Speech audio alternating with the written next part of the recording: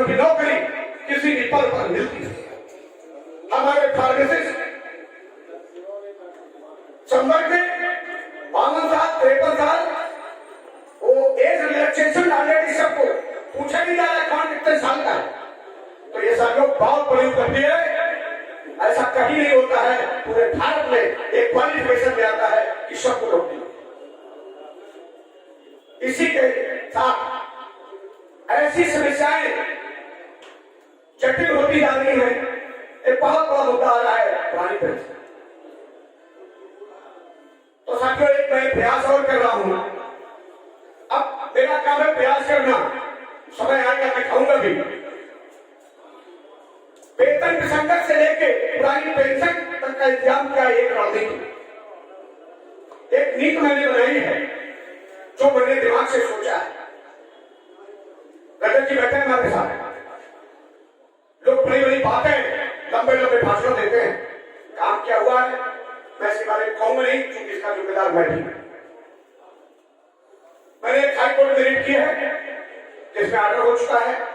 मैंने 99 की सीनियरिटी मांगी है और पत्रावली निदेशालय में चल रही है। 99 की सीनियरिटी यदि हमको मिल जाती है तो मैं समझता हूं सारे साथियों को मिलेगी। बिल्कुल आगे स्वस्थ कर दूंगा। अगर हमको मिल गई तो कोई बचेगा नहीं। 99 की सीनियरिटी जिस दिन मिलेगी तो 2012 में जो पहला अपॉइंटमेंट हुआ था उसका वेतन का कैलकुलेशन फर्स्ट एसीपी जो मिलती है 4600, उसका 2012 से कैलकुलेशन होगा 2842 भूल जाएंगे। क्योंकि 99 की सीनियरिटी के बाद 2012 के पहले आपके 10 साल पूरे हो जाते हैं और आपको 10 साल की फर्स्ट एसीपी कैलकुलेटेड होगी 2012 में, और 16 साल बाद 48 और 26 साल बाद 54। तो अगर ये काम हम कराने में सफल हो गए, आपका भाग्य साथ दे गया, उम्मीद है मुझे होगी। क्योंकि मैं कभी न निराश होता हूं न कभी थकता हूं। लड़ाई लंबी है, कैसे होगा ये मैं तय कर चुका हूं। और सबके ग्रेड पे चेंज हो जाएंगे और सबको 99 की सीनियरिटी मिलते ही पुरानी पेंशन लागू हो जाएगी। पूरे भारत के कर्मचारियों के हक के प्रयास कर रहा हूं। अगेवा बाकी प्रयास कर रहा है, अगेवा के साथ भी कंधे से कंधा मिला के चल रहा हूं। ये मैंने नई नीति निकाल के इसको कैसे हम अपने साथियों को लाभ पहुंचा सकते। और ईश्वर ने चाहा, पत्रावली में मेरी विधिक राय भी आ चुकी है कि इनको नियमानुसार दिया जा सकता है। उसका कंटेम्प्ट भी फाइल हो चुका है, कहीं से कोई गुंजाइश नहीं छोड़ रहा हूं। तो इसी काम से ग्रेड पे और पुरानी पेंशन को हल करने का मेरा प्रयास है। बड़े भाई पांडे जी से मेरी बातचीत होती रहती है, मैंने इनको बताया था मैं इस पे भी काम कर रहा हूं। दूसरी चीज जो आज हमारे ऊपर आरोप प्रत्यारोप लोग लगा रहे हैं, वो आके हम मंच से जानना चाहते हैं एक ऐसी नीति बता दे जो हमारे समाज के हित में। मैं तो भारत सरकार से यहां तक लगा रहता हूं, चाहे यार आए, अगर एजुकेशन रिलेशन ठीक हो गया तो सरकार से और आने वाले वेतन आयोगों में, वेतन समितियों में भी अपनी बात रखने के लिए सक्षम होंगे। अगर हम इस नीति में फेल हो गए तो चलना, अगर ये हो गया तो हमें उसकी जरूरत नहीं पड़ेगी। अब आपने एक बीच में मेरे चुनाव जीतते ही एक चुनाव होगा, एक शेड्यूल के धारा 23 में एक संशोधन आ गया था। पूरे प्रदेश में पूरे भारत में हल्ला मच गया था, फार्मासिस्ट खत्म, फार्मासिस्ट खत्म। किसी को दिल्ली एक बार के बाद दोबारा जाना पड़ा, किसी भी साथी को, जबकि वहां यह तय हुआ था कि अगर इससे भी बड़े आंदोलन की जरूरत पड़ेगी तो हम लोग दिल्ली की सड़कों पर करेंगे। साथियों किसी को नहीं जाना पड़ा, लेकिन मैं जरूर 3 बार या 4 बार निर्माण भवन होता हूं। और यह सबसे बड़ी सफलता पूरे भारत के लिए इस शेड्यूल के की धारा 23 में भारत सरकार ने संशोधन नहीं कर पाया। भारत सरकार उसमें संशोधन करने जा रही थी कि जो हमारे यहाँ सीएचओ की पोस्ट बनाई गई है, सारी दवाइयों का वितरण हो गए, दवाई बांटने का अधिकार हमारे फार्मेसी से अगर ले लिया गया तो हमारा काम ही खराब होगा। तो लोग केवल मुंह से चिल्लाने में और व्हाट्सएप पे लिखने में इच्छा रखते हैं, व्हाट्सएप पे फोटो डालने में विश्वास रखते हैं। आज तक मैंने ना कोई मैसेज लिखा होगा, और जो मेरी फोटो डालते हैं उनसे भी मना करते रहता हूं, मुझे फोटो डालने का शौक नहीं। साथियों, ऐसे ऐसे काम करने का प्रयास कर रहा हूं कि अगर ईश्वर ने चाहा और आपका सहयोग मिलता रहा तो ऐसे इतिहास लिखे जाएंगे कि पूरा भारत याद करेगा उत्तर प्रदेश। जब से हमारा चिकित्सा व्यवस्था चालू हुई पूरे भारत में, इंडोर फार्मेसी कहां है? इंडोर फार्मेसी पर कभी हमारे संगठन में, देश की मीटिंगों में कभी चर्चा होती है? इंडोर फार्मेसी किसके पास होनी चाहिए?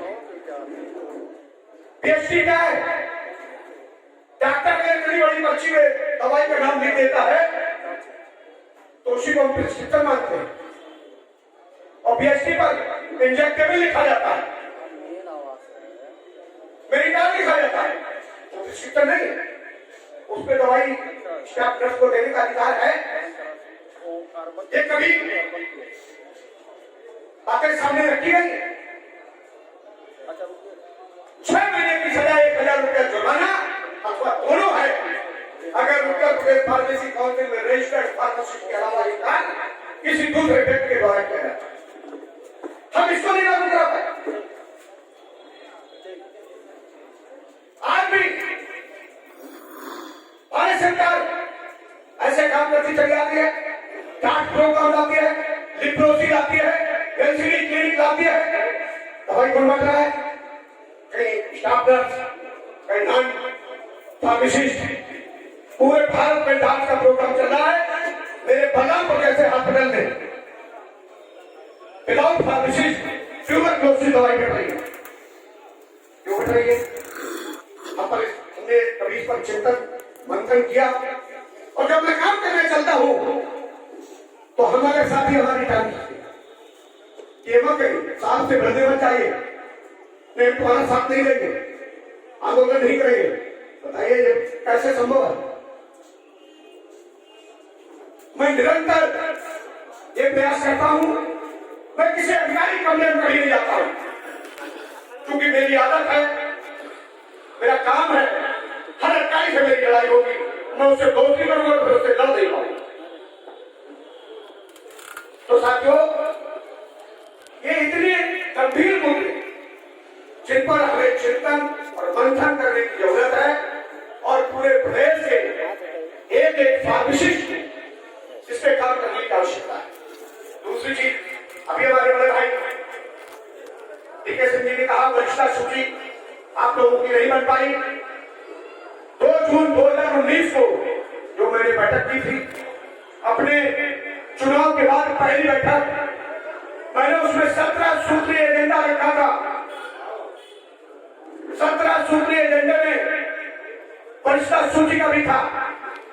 मैंने कहा था, आज मैं घोषणा करता हूं, अगर सारे जनपद 75 जनपद मेरा एक काम 15 दिन में कर दे तो 2 महीने नहीं लगेंगे, वरिष्ठता सूची जारी होगी। अपने जनपद की एक वरिष्ठता सूची इसी तरह से मीटिंग बैठा के सब लोग एक लिस्ट बनवा के हमको भिजवा दीजिए, 2 महीने के अंदर पूरी वरिष्ठता सूची जारी करा दूंगा। एक जनपद कि हमें आपके वरिष्ठता सूची प्राप्त नहीं हुई, जिनकी आई भी उसमें भी आगे हुई वरिष्ठता सूची। अगर आप चाहेंगे कि डायरेक्ट बना दे, वो 2007 से लेकर आज तक न बनाई है और न बना पाई। इसलिए मैं चाहता हूं कि इस कार्य को हमने दिल्ली डायरेक्टर को भी सहमत किया था, बोले आप बना लाइए, बना के हमको लाइए, हम उसको जारी कर देते हैं। ऑब्जेक्शन मांग लेते हैं। ऑब्जेक्शन तो अथेंटिक वहीं से मांगा जाएगा और ऑब्जेक्शन बचेगा ही नहीं। मैंने वो नीति बनाई है कि वरिष्ठता सूची अगर आप अपनी खुद बनाएंगे तो ऑब्जेक्शन क्या बचेगा। ये इतना आसान तरीका कि आप सब लोग बैठ जाइए, आप लोगों के साथ इनका सहयोग करिए कि आप डेट ऑफ ज्वाइनिंग क्या है, डेट ऑफ बर्थ क्या है, पहली पोस्टिंग कब हुई, कहाँ है, तो ये सब पूरा एकदम मैं समझता हूँ एक जनपद 8 दिन में ये काम कर सकता है। 15 भाई कभी आपको टाइम नहीं है, कभी उनको टाइम नहीं है, तो 15-20 दिन में अगर ये हो सकता है, मैं इसको कंपाइल करा के 2 महीने में इसको जारी करा दूंगा, जो आज मेरे बस का नहीं है। क्योंकि हम पूरे प्रदेश का ये डाटा मेरे पास नहीं है, ये हर जनपद के साथी यदि बना के दे दे तो वरिष्ठता सूची जारी कराने में कोई प्रॉब्लम नहीं है। इसी तरह से अगर हम लोग सब मिलकर काम करना शुरू कर देंगे, क्या आपकी वरिष्ठता सूची बननी है तो आपकी भी कोई जिम्मेदारी है कि अपने अध्यक्ष मंत्री जी के पास जाएं और उनके पास बैठे, अपना नाम नोट कराएं, अपना पूरा डिटेल नोट कराएं और वो एक लिस्ट हमको मिल जाए, हार्ड कॉपी भी मिल जाए, पेन ड्राइव भी मिल जाए। देखिए कितने जल्दी काम होता है। हमारे ऊपर केवल दोष देना कि वरिष्ठता सूची नहीं जारी हुई। जो वरिष्ठता सूची 2007 में 6 में जारी हुई थी, उसमें भी आज इतनी खामियां हैं कि लोगों को ऐसी उसमें कमियां हैं, 4 साल बाद नौकरी मिल गई डेटा पर। तो ये गलतियां होती है। जब आप अपनी स्वयं बनाएंगे तो गलतियां नहीं होंगी। इसलिए मैंने 2 जून की बैठक में यह डेटा रखा कि हमारा फार्मेसिस्ट अपनी वरिष्ठता सूची खुद बना, तो ऑब्जेक्शन की आवश्यकता नहीं। तीसरी चीज यह आती है कि हमारे फार्मासिस्टों में भाईचारा करूंगा, मुझे बहुत दुख होगा। हमारे अग्रज चाहे दीक्षित जी हो, चाहे चौधरी जी हो, कभी हमको मिले हो, कभी मैंने इनको सम्मान करता हूं। भाईचारा, एक दूसरे का सम्मान बहुत जरूरी है। ये संगठन तभी बुलंदियों में पहुंचेगा और संगठन की ताकत के आगे ना मैं कुछ हूं और ना आप कुछ। तो इसलिए मैं एक बार, समय बहुत हो रहा है, आप सभी को बहुत बहुत इस अधिवेशन की बधाई दूंगा और एक अनुरोध करूंगा कि अगर हमारी किसी साथी के मन में किसी भी तरह का कोई प्रश्न, किसी भी तरह की कोई शंका कि मैं क्या कार्य कर रहा हूं, क्या नहीं कर रहा हूं, उसको अगर जानना है तो चाहे यहां जान ले और चाहे लखनऊ में। अगर किसी भी तरह का मन में कोई शंका है कि मैं काम क्या कर रहा हूं, क्या नहीं कर रहा हूं, जितनी चीजें बता दी सब पर काम कर रहा हूं। इंडोर फार्मेसी पे पूरा जन सूचना अधिकार मैं कलेक्ट कर चुका हूं। ये साबित कर दूंगा कि इंडोर फार्मेसी का कार्य स्टाफ नर्स के द्वारा किया जा रहा है, जो कि अपराध है। 6 महीने की सजा अथवा 1000 रुपए जुर्माना या दोनों, ये साबित करना। इसमें लड़ाई लड़नी है, बहुत टेढ़ा काम है। आप अगर अभी सरकार से, जबकि मांग पत्र में भी भले ये लेटर रखा है, मांग पत्र में भी प्रस्ताव है, अगर आप अभी चल के वहां हॉस्पिटल में अभी हम लोग लड़ने चले तो हमारे सामने सबसे बड़ा प्रतिद्वंदी कौन होगा? नर्सिंग संघ। तो इसको ऐसे नहीं लड़ना, इसको बहुत घुमा के लड़ना है, उनको हवा ही न लगे और लड़ाई भी निकालनी है। तो नीति और निर्देशन और नियम जब तीनों ठीक होगी, मैं नहीं समझता हूं किसी भी काम में सफलता पाने में कहीं कोई दिक्कत होगी। हम राजनीति करेंगे अगर आपस में, जो प्रदेश लेवल पर राजनीति हो रही है अभी। और छोटी बात जो लखनऊ के जनपद में हुआ, लखनऊ जनपद चुनाव में मैंने मना करने के बाद भी कि विश्वविद्यालय ऑटोनॉमस बॉडी है, वहां के वोटर कभी नहीं गए हैं सदस्य, जबरदस्ती वोटर को लिस्ट में नाम डाल दिया। ऑब्जेक्शन हुआ, ऑब्जेक्शन में मुझसे निर्देश मांगा गया प्रधानमंत्री ने निर्देशित करी है रिटर्न में। मैंने सारे पदाधिकारियों से पहले थोड़ी वार्ता की। अध्यक्ष उपेंद्र जी, वरिष्ठ उपाध्यक्ष राजेंद्र पटेल, अध्यक्ष आर.एस. राणा जी से और देवेंद्र कटारा जी से और दीपक जी से, और उसको नकार गए। जब तक कोई बात नहीं हुई, मैं इसका खंडन करता हूँ। मैं नहीं सोचता हूँ, मैं इसके लिए दावे के साथ कह सकता हूँ कि 10 तारीख की साथ का कल डिटेल निकाला जा सकता है कि अगर मैंने किसी पदाधिकारी से बात ना की, इसके बाद मैंने निर्देश जारी किया और इसके बाद भी उसमें नाटक किया गया। अब टैक्स होता है, मैं जितनी मेहनत से काम करता हूँ, किसी प्रदेश के फार्मासिस्ट को या हमारे प्रदेश पदाधिकारी को ये आपने क्या काम किया जा रहा है पता है किसी को? हमारे ऊपर आरोप प्रत्यारोप लगाए जा रहे हैं। प्रधानमंत्री कंफ्यूज है, जो खुद कंफ्यूज होगा उसको दूसरा आदमी कंफ्यूज दिखाई देगा।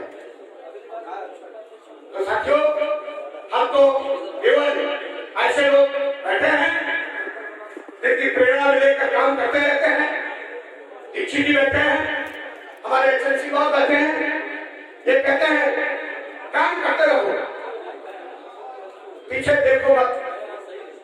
पर्सनल व्हाट्सएप किया मुझे, मेरी आत्मा रो रही थी। इन्होंने मुझे निर्देश दिया कि सिर्फ निर्णय लेना शुरू कर दिया। मैंने सिर्फ निर्णय लेना। इसके बाद भी प्रदेश अध्यक्ष महोदय राजनीति करने में माहिर, जहां जैसा पैसा मारो अपना किसी तरह से मामला बना। साथियों, ये संवर्ग हित में नहीं है। हमारी जात क्या है? विशिष्ट। जब तो हम तो देखेंगे तो हमें अपने बच्चों की शादी करनी होगी और हमको हमारे ऊपर आरोप लगाया जा रहा है।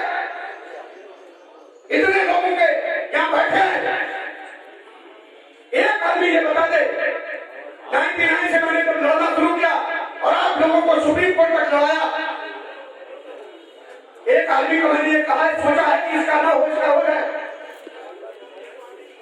हमारे साथ पिछले चुनाव में मिश्रा जी अध्यक्ष पद के प्रत्याशी थे और हाई कोर्ट में जब इनसे रिट हमने अपने बात 2005 की बात कराई और 2006 में ये ओवरहेड हो गए। जब ये ओवरहेड हो गए, स्वास्थ्य मंत्री के गेट पे हमको मिले, क्योंकि मैं डेली जाता था जब लोगों का केस लगा होता था, चाहे जिसका केस लगा हो।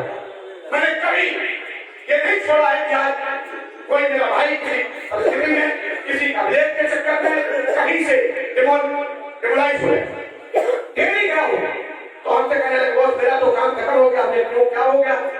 रिट खारिज हो गई क्या? बोले रिट तो नहीं खारिज हुई है, केस नहीं टेकअप हुआ था, लेकिन आज के बाद आपको मैंने देखा मतलब ओवरहेज हो गया से। तो हर आदमी सोचता है ओवरहेज को नौकरी कैसे मिलेगी? उमेश मिश्रा जी ने बोले ना, कई लोग थे,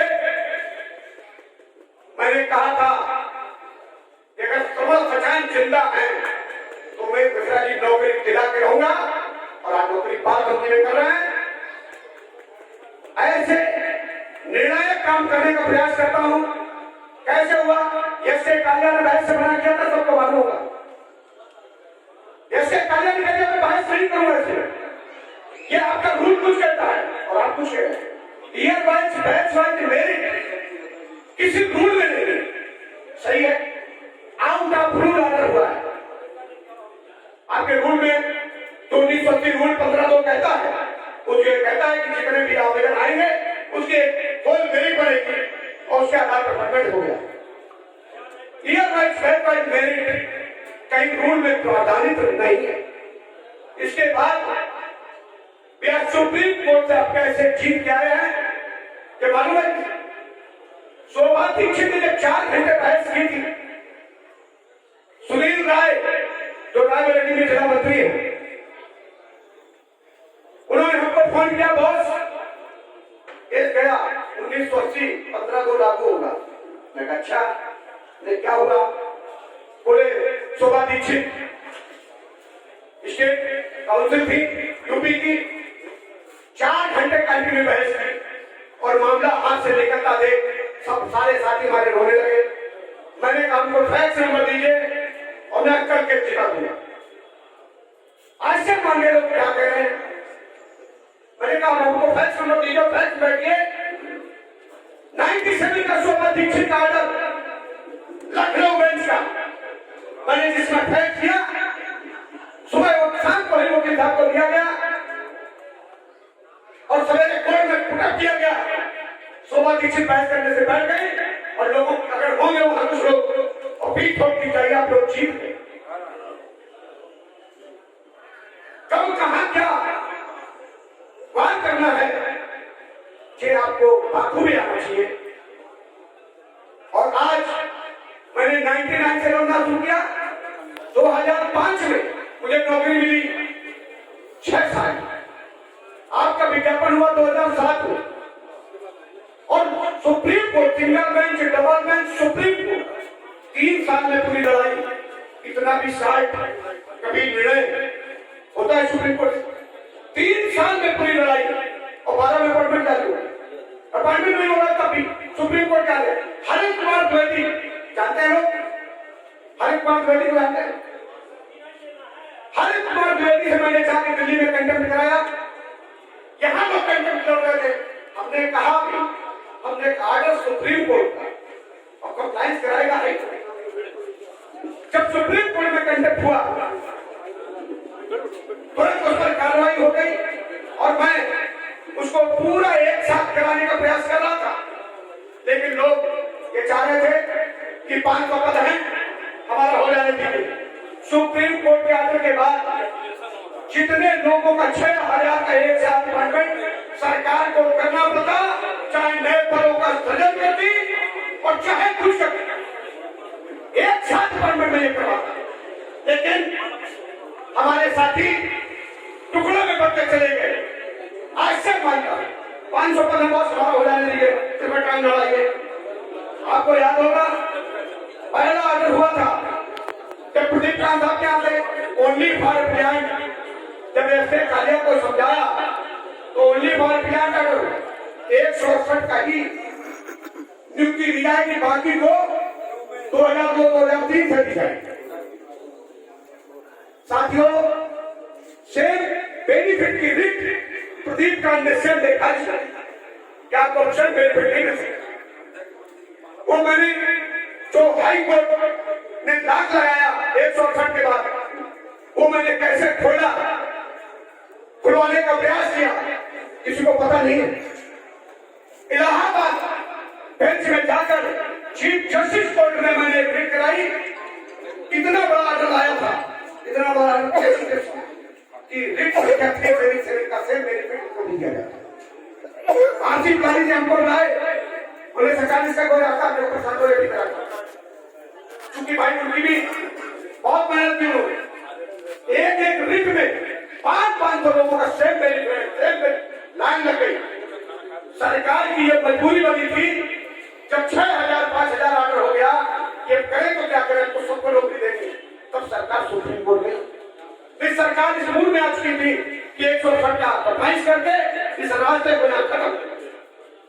तो साथियों, मैंने तो इतनी बारीकी से लड़ाई लड़ी है, आगे भी लड़ने का प्रयास कर रहा हूँ। इसके बाद भी मेरे ऊपर आरोप प्रत्यारोप लगाए जा रहे हैं। अगर आपको आप हमारे साथ हैं तो इसकी भी परवाह नहीं है, हम आगे चलते रहेंगे, हम काम करते रहेंगे और कभी न रुकता हूं न थकता हूं। इसी के साथ मैं लगातार काम करता हूं। इवन इस कोरोना काल में 2 साल के तक 2 अपॉइंटमेंट कराए। 2 अपॉइंटमेंट में आप लोग बैठे होंगे, कैसे हुए सबको मालूम है। डिपार्टमेंट कह रहा था मेरे पास 11 पद है। डीजी साहब हमसे कहने लगे तुमको पदों को ऐसे बनाने के रबड़ हो, बढ़ाते जा रहे। तुम जब वार्ता करने आते हो तुम बताते हो 1500 का, और मैं अभी करता हूँ 6,000 का, अभी करता हूँ 6,000 का। तो साथियों, इस तरह से काम करने की आवश्यकता है संपर्क के लिए, और निरंतर लगभग मैंने जो चीजें बताई उस पर काम कर रहा हूँ। और ये जो 6,000 आज बता रहा हूँ, ये क्यों बता रहा हूँ, इसका बहुत मूल मंत्र जान लीजिए। यही 6,000 पद आपको सीनियरिटी दिलाएंगे और यही 6,000 पद आपको पेंशन दिलाएंगे, चूंकि सुप्रीम कोर्ट ने ये कहा है कि आप डिप्राइव पर्सन हैं, आप वंचित लोग हैं। और मेरा कहना यह है कि 99 में जबकि 6,000 7,000 पद खाली थे तो आपने भर्ती क्यों नहीं की? हमको वंचित रखा, जिसको सुप्रीम कोर्ट ने माना है। और अगर 6,000 पद खाली थी और उस समय हमारी नियुक्ति कर दी होती तो हम 99 से सीनियरिटी के हकदार है और वहीं से पेंशन के हकदार है। क्योंकि पेंशन 2,500 और अगर 99 की सीनियरिटी मिल गई तो पेंशन और ग्रेड पे सब चेंज हो जाएंगे। अब एक प्रश्न और आता है कि 99 तक के लोगों को तो 99 की सीनियरिटी बढ़ती है और मिल जाएगी, 2000 वाले का क्या होगा, 2001 वाले का क्या होगा और 2002 वाले का क्या होगा? इसके बारे में है किसी के पास कोई सोल्यूशन? उसको 2000 वाले को 2000 की सीनियरिटी, 2001 वाले को 2001 की सीनियरिटी और 2002 वाले को 2002 की सीनियरिटी। चूंकि आपने 99 में डिप्लोमा ही नहीं किया था तो 99 की सीनियरिटी कहां से जाएगा? तो कहीं कोई चूक नहीं छोड़ रहा। और 2002 तक को अगर 2002 की भी सीनियरिटी मिलेगी तब भी हम पेंशन कान में होंगे, क्योंकि 2005 में। अब मैं एक बार पुनः आपके प्यार और आपके स्नेह के लिए दोबारा धन्यवाद देता हूं। अगर हमारे साथियों या हमारे अग्रज मार्गदर्शक यदि कहीं हमें और अच्छा सुझाव दे सके तो मैं उसके लिए भी यहाँ मौजूद हूं। हो सकता है हमसे भी अच्छा सुझाव, अच्छा प्रस्ताव किसी के पास हो जिस पर आपका संगठन, प्रदेश नेतृत्व आपका काम करे। इसी के साथ मैं गोरखपुर जनपद कार्यकारिणी को और एक सदस्य को, जो कि सदस्य की सबसे बड़ी भूमिका होती है, जो अपना नेतृत्व चुनती है, मेरा एक अनुरोध है, जो मुझे स्नेह, जो मुझे प्यार मिला है और जैसे मैं बातचीत करता रहता हूं, जैसे आपका नेतृत्व है, मुझे ऐसा लगता है कि इसको पुनः आपको यथावत कर देना चाहिए, क्योंकि मुझे प्रेरणा मिलती है यहां से। बाकी मैं ये नहीं कहता हूं कि किसी को चुनाव करने से मना करता हूं। मेरा सुझाव है, क्योंकि मेरी विचारधारा लगभग आपके पदाधिकारियों से मिलती जुलती है, मैं नहीं समझता हूं। साथियों में सच बता दूं, ये पद इतना कठिन है, इतना कठिन है, हमसे पूछिए। घर का पता नहीं, बच्चे का पता नहीं कभी क्या कैसे जाएगा। ये ताज तो आपने पहना दिया है, लेकिन मुझे ऐसा लगता है कि सूरों से भरा ताज, लेकिन इसे पीछे भागना, इसको कायरता कहते हैं। इसलिए आप सभी का पुनः आभार व्यक्त करता हूं और धन्यवाद देता हूं। Diploma pharmacist association, diploma pharmacist association